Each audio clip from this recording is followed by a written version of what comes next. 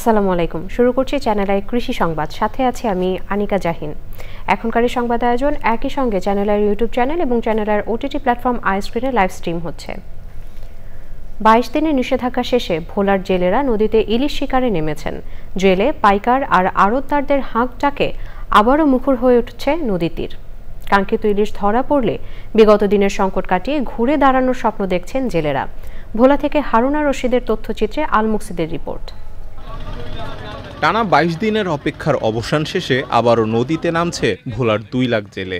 ইলিশ শিকারের নিষেধাজ্ঞা শেষ হওয়ায় জেলে পল্লীতে এখন উৎসবের আমেজ। দীর্ঘ বিরতির পর ঘাটে ফিরছে কর্মচাঞ্চল্যতা। অভিযান দিচ্ছে, আমরা এটা অপেক্ষা করছি, এখন আমরা মাছ ধরতে যাবো সামনে। দুলাসারি আল্লাহ মিলা তোলে দানা ফানা বয়ে গেছি, 22 দিন খায় বয়ে খাইছি, এখন আল্লাহ মিলা তুই দানা ফানা দিও। বেশি মাছ পাইলে আমরা যে ঋণগুলা করছি এর ঋণগুলা যেন আমরা দিতে পারি। ঋণ করে 22 দিন খাইছি, এগুলার কি ঋণ দিতে পারবো? আড়তদাররা বলছেন পর্যাপ্ত ইলিশ উঠলে বাজার ফের চাঙ্গা হবে এবং সেটা উৎসব মুখর পরিবেশে হওয়ার সম্ভাবনা সবচেয়ে বেশি। আমরা আশাবাদী হয়তো ইলিশ মাছ হবে অনেক প্রচুর পরিমাণে, তো আমরা লাভবান হতে পারবো যদি বেশি পরিমাণ ইলিশ মাছ পাওয়া যায় এবং জেলেরাও লাভবান হবে।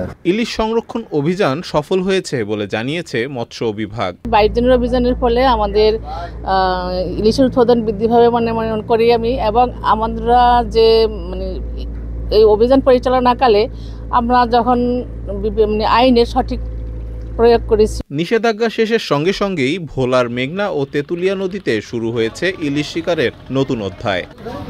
আল মুকসিদ, চ্যানেল আই। ঝিনাইদহের মহেশপুরে এখন চাষ হচ্ছে দক্ষিণ আফ্রিকার জনপ্রিয় ফল প্যাশন বা আনারকলি। দেশে প্রথমবারের মতো বাণিজ্যিকভাবে এই ফলের আবাদে লাভের মুখ দেখছেন স্থানীয় উদ্যোক্তারা।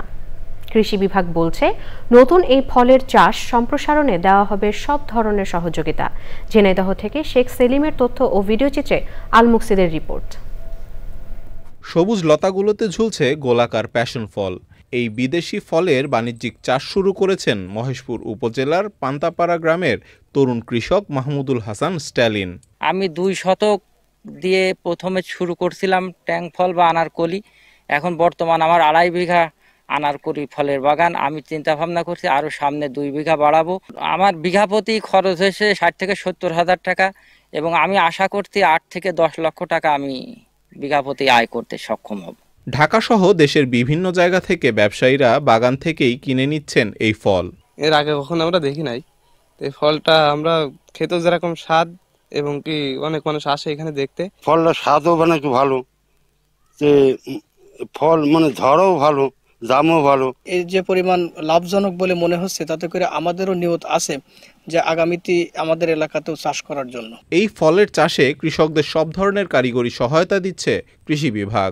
নতুন ফল হিসেবে বর্তমানে অনেকেই এটি চাষ করতে আগ্রহ দেখাচ্ছেন। কেউ যদি এ বিষয়ে কোনো পরামর্শ চায়, সেক্ষেত্রে আমরা কৃষি বিভাগ সার্বিকভাবে তাদেরকে সকল ধরনের পরামর্শ দিয়ে তাদেরকে সহযোগিতা করব।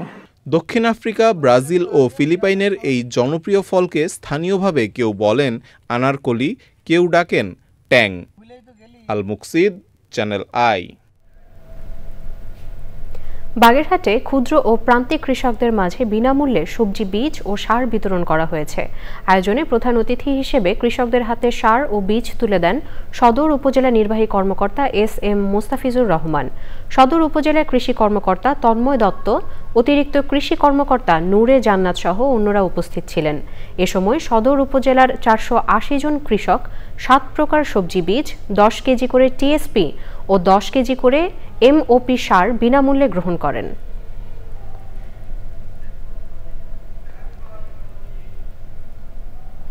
দর্শক, এই ছিল এখনকার মতো চ্যানেল আই কৃষি সংবাদ। পরবর্তী সংবাদ দেখার আমন্ত্রণ রইল। সবাইকে ধন্যবাদ।